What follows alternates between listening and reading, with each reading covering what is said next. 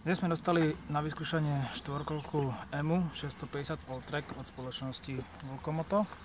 Jedná sa o pracovnú štvorkolku s náhonom na všetky 4 kolesa, s tým, že náhon je samozrejme vypínateľný.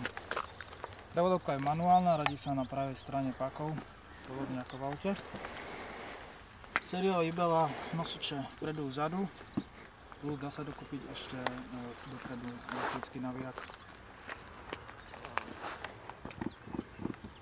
Prístrojovka je plne digitálna, samozrejme okrem otáčkomera a rýchlomera obsahuje aj palivomer.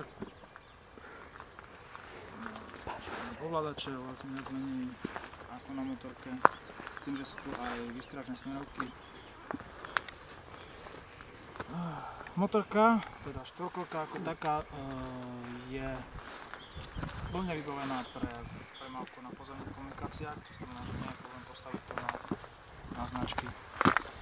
K základnej výbave tejto štvorkolky patrí samozrejme aj ťažné zariadenie. Zavesenie kolies na tejto štvorkolke je nezávislé a o náhon sa stará kardanový riadeľ.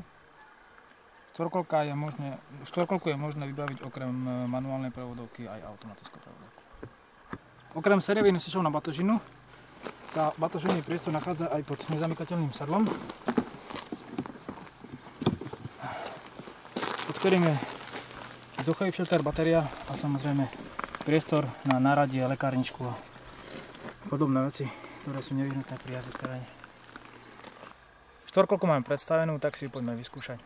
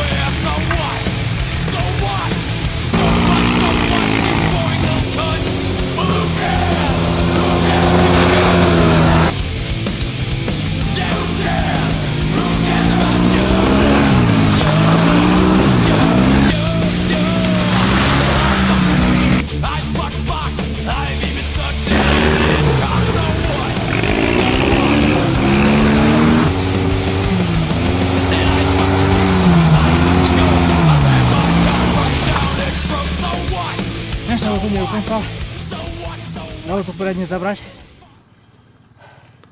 Návod na zadné kolesa je úplne super, hlavne v takomto teréne. Neskutočná zabava. Čo sa týka 4x4, myslím, že momentálne tak ako stojím, takéto stúpanie nie je vôbec žiaden problém na hocakej rýchlosti na tejto štvorkolke. Trošku mi vadí tá rýchlostná páka, že sa pri prúčnom brzdení alebo na jazde do zatačky pri zaradenej trojke kolenom nie je problém vykopnúť tú rýchlosť. Tým pádom tam naskočí neutral a štvorkolka zastane.